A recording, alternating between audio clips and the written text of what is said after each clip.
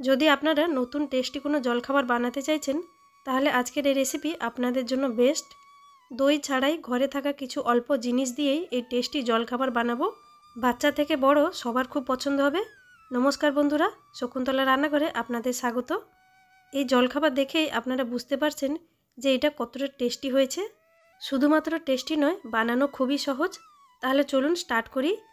প্রথমে গ্যাসে একটা কড়াই বসিয়ে দিয়েছি গরম হওয়ার জন্য। আর কড়াই গরম হয়ে গেলে তাতে দিয়ে দেবো 1 বড় চামচ মতো সরষের তেল। তেল গরম হয়ে গেলে 1 ছোট চামচ দেব 5 ফোড়ন। আর ফোড়নটা একটু ফুটে গেলে এতে দিয়ে দেবো একটা কুচি কুচি করে কেটে রাখা পেঁয়াজ আর 2টো কাঁচা লঙ্কা কুচি। পেঁয়াজ আর কাঁচা লঙ্কা কিছুক্ষণের জন্য ভেজে নেব, পেঁয়াজের কালার চেঞ্জ হওয়া পর্যন্ত। এখানে দেখুন পেঁয়াজ এখানে কালার চেঞ্জ হয়ে গেছে। এই সময় দিয়ে দেবো 1 চামচ আদা রসুনের পেস্ট। আদা রসুনের পেস্টটা দিয়েও কিছুক্ষণের জন্য ভেজে নেব লো টু মিডিয়াম ফ্লেমে। কাঁচা গন্ধ চলে গেছে, এবার কিছু গুঁড়ো মশলা অ্যাড করব। সেই জন্য দিয়ে দিচ্ছি 1/2 ছোটো চামচ হলুদ গুঁড়ো, 1 ছোটো চামচ কাশ্মীরি রেড চিলি পাউডার আর 1 ছোটো চামচ জিরে গুঁড়ো দিয়ে দিচ্ছি। এবার মিক্স করে নেব। প্রথমে ফ্লেম লোতে থাকবে, না হলে মশলা পুড়ে যেতে পারে। আর এখানে দেখুন একটা ছোট প্যাকেট আমি নিয়েছি ম্যাগি মশলা, যেটা ম্যাগি প্যাকেটের ভেতরে থাকে সেটাই। যদি ম্যাগি মশলা না থাকে আপনারা গরম মশলা 1 চামচ দিয়ে দিতে পারেন, কিন্তু ম্যাগি মশলার টেস্ট এতে খুব ভালো আসবে। ম্যাগি মশলা দিয়ে একটু মিক্স করে নেওয়ার পর এখানে দিয়ে দেবো সেদ্ধ আলু। এখানে আমি 2টো বড় সাইজের আলুকে সেদ্ধ করে চটকে নিয়েছি। আর তার সঙ্গে নিয়েছি 2 বড় চামচ ভাজা চিনিবাদাম গুঁড়ো।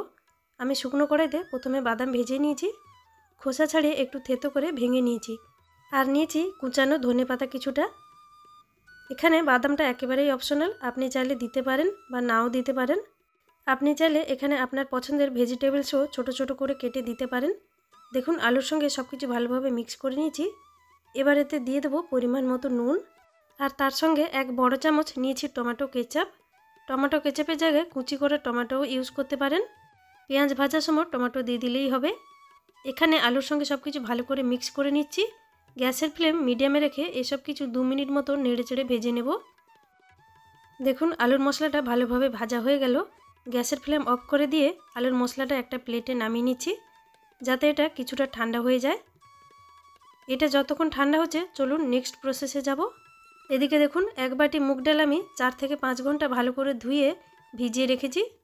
মুগ ডাল আপনারা কম বেশি করে নিতে পারেন, এটা কাঁচা মুগ ডাল নিয়েছি। এবার ডালটাকে বেটে নেব, সেজন্য একটা গ্রাইন্ডার জার নিয়েছি। জল থেকে ছেঁকে ডালগুলো দিয়ে দেবো। আর তার সঙ্গে দিয়ে দেবো 1 ইঞ্চ মতো কুচানো আদা। তার সঙ্গে দেব 2টো কাঁচা লঙ্কা ভেঙে দিয়ে দেবো। ঝাল আপনারা যতটা খাবেন সেই হিসেবে কাঁচা লঙ্কা নিয়ে নেবেন। এবার অল্প একটু জল দিয়ে ডালটা বেটে নেব। ডালটা কিন্তু বেশি পাতলা করে বাটা যাবে না, একটু গাঢ় রেখে বেটে নেবেন। যতটুকু জল প্রয়োজন সেইটুকু জল দিয়ে বাটতে হবে। দেখুন একদম প্লেন আর গাঢ় করে বেটে নিয়েছি। আর দেখুন কনসিস্টেন্সিটা দেখিয়ে দিচ্ছি কতটা গাঢ় হয়েছে। এইরকম এতটা গাঢ় রেখে বেটে নিতে হবে। এবার এতে বাকি সব জিনিসগুলো মিশিয়ে নেব, যেমন সামান্য একটু হলুদ গুঁড়ো আর তার সঙ্গে পরিমাণ মতো নুন দেব। আর দেব 1/2 বাটি সুজি। যেই বাটির মাপে ডাল নিয়েছিলাম সেই বাটিরই মাপে সুজি নিয়েছি। সুজি দিয়ে এসব জিনিসগুলো ভালোভাবে মিক্স করে নেব। প্রথমে বলেছিলাম যে মুগ ডালটা বাটার সময় অল্প জল দিতে হবে। যদি মুগ ডাল বাটাটা বেশি পাতলা হয়ে যায় তাহলে সুজি বেশি দিতে হবে। আর সুজি বেশি দিলে মুগ ডালের টেস্টটা আসবে না, শুধু সুজিরই টেস্টটা বেশি আসবে। দেখুন ভালোভাবে মিক্স করে নিয়েছি। এবার কি করব না, 5 থেকে 10 মিনিট এটাকে রেখে দেব। যেহেতু সুজি দিয়েছি সুজিটা একটু ফুলবে। আর ততক্ষণ অন্য প্রিপারেশন করে নেব। এদিকে যে আলুর মশলাটা ঠান্ডা হতে দিয়েছিলাম ঠান্ডা হয়ে গেছে। এবার অল্প অল্প আলুর মশলা হাতে নিয়ে বল মতো বানিয়ে নেব। বল বানিয়ে একটু চ্যাপটা করে নেব।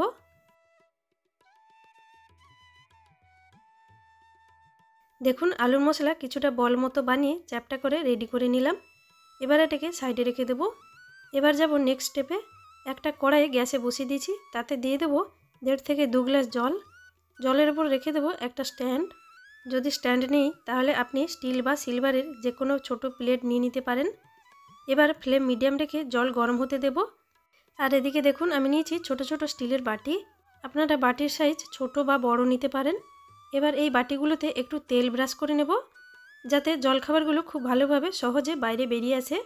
সব বাটিগুলোতে তেল লাগিয়ে রেডি করে নিয়েছি।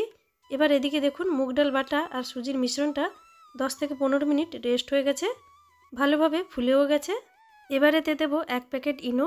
যেহেতু ব্যাটারটাকে ফার্মেন্টেশন করার জন্য রেস্টে রাখিনি, আর ইনস্ট্যান্ট এই জলখাবারটা ফোলার জন্য কিছু না কিছু এতে অ্যাড করতে হবে, সেজন্য আমি ইনো নিয়েছি।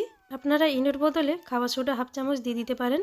আর যেহেতু দইয়ের ব্যবহার করিনি, সেজন্য 1 চামচ ভিনিগার দিয়ে দিচ্ছি ইনো অ্যাক্টিভেট করার জন্য। এবার ভালো করে মিক্স করে নেব। ইনো দিয়ে মিক্স করার পর বেশিক্ষণ ব্যাটার না রেখে সঙ্গে সঙ্গে জলখাবার বানিয়ে নেবেন। এখানে দেখুন মিক্স করার পর ফাইনাল কনসিস্টেন্সি যেমন ইডলির ব্যাটার হয় ঠিক সেই রকমই হওয়া দরকার। এবার এদিকে যে বাটিতে তেল লাগিয়ে রেখেছিলাম তাতে অল্প অল্প ব্যাটার দিয়ে দেবো, প্রায় ছোটো হাতার 1 হাতা করে দিয়ে দেবো। তারপর যে আলুর পুর বানিয়ে রেখেছিলাম সেগুলোকে একটা একটা করে দিয়ে দেবো। এবার তার উপর থেকে আর 1 হাতা করে ব্যাটার দিয়ে দেবো। বেশি ভর্তি করে ব্যাটার দিয়ে দেবো না, একটু জায়গা রাখতে হবে এগুলো ফোলার জন্য। ব্যাটার দেওয়ার পর বাটিগুলো একটু ট্যাপ করে নেব, যাতে এতে এয়ার বাবলস থাকে সেগুলো বাইরে এসে যাবে আর জলখাবারটা ভালোভাবে ফুলবে। বাটিগুলো রেডি করে নিলাম। এবার এগুলোকে স্টিম করে নেব বা সেদ্ধ করে নেব। এদিকে দেখুন কড়াইতে জল ফুটতে শুরু হয়ে গেছে। এবার একটা বড় সাইজের প্লেট স্ট্যান্ডের উপর বসিয়ে দেব, যাতে এর উপরে বাটিগুলো বসানো যায়। এবার ব্যাটার দিয়ে রাখা বাটিগুলো প্লেটের উপর বসিয়ে দেব। এবার ঢাকা দিয়ে গ্যাসের ফ্লেম মিডিয়াম টু হাইতে রেখে দেব 15 মিনিটের জন্য। যদি কড়াইতে জল শুকিয়ে যায় তাহলে কড়াইতে মাঝে জল দিয়ে দিতে পারেন। এবার এখানে 15 মিনিট হয়ে গেছে, ঢাকা খুলে চেক করে নিচ্ছি। এবার একটা টুথপিক বা একটা ছুরি দিয়ে মাঝখানে ইনসার্ট করে দেখে নেবেন, যদি ব্যাটারটা না লেগে যাচ্ছে তাহলে জানবেন জলখাবারটা ভালোভাবে সেদ্ধ হয়ে গেছে। আর ওপরটা একদম শুকনো লাগবে। এবার গ্যাসের ফ্লেম অফ করে দেব। জলখাবারটা এখানে রেডি হয়ে গেল। এবার এগুলোকে একদম ঠান্ডা হওয়ার জন্য একটু রেখে দেব। ঠান্ডা হয়ে যাওয়ার পর বাটি থেকে এগুলোকে বের করে নেব। গরম গরম যদি বের করা হয় তাহলে এগুলো সব ভেঙে যাবে। ঠান্ডা হয়ে যাওয়ার পর একটা ছুরি বা স্প্যাচুলা দিয়ে বাটির সাইড থেকে এগুলোকে ছাড়িয়ে নেব, তাহলে খুব সহজেই বাটি থেকে এগুলো বেরিয়ে আসবে। দেখুন কত সুন্দরভাবে বেরিয়ে এলো। এই জলখাবারগুলো দেখেই বুঝতে পারছেন যে কতটা স্পঞ্জি আর কতটা জালিদার তৈরি হয়েছে এগুলো, আর এতটা টেস্টি যে আপনারা এগুলো শুধুই খেয়ে নিতে পারবেন, না হলে সস বা যে কোনো চাটনি দিয়ে সার্ভ করতে পারেন। নিশ্চয়ই একবার বানিয়ে নিন আর কেমন লেগেছে আমার সঙ্গে শেয়ার করুন। তাহলে আজ এই পর্যন্ত, আবার চলে আসবো আর একটা অন্য কোনো রেসিপি নিয়ে। ততক্ষণ ভালো থাকবেন, সুস্থ থাকবেন। Thanks for watching.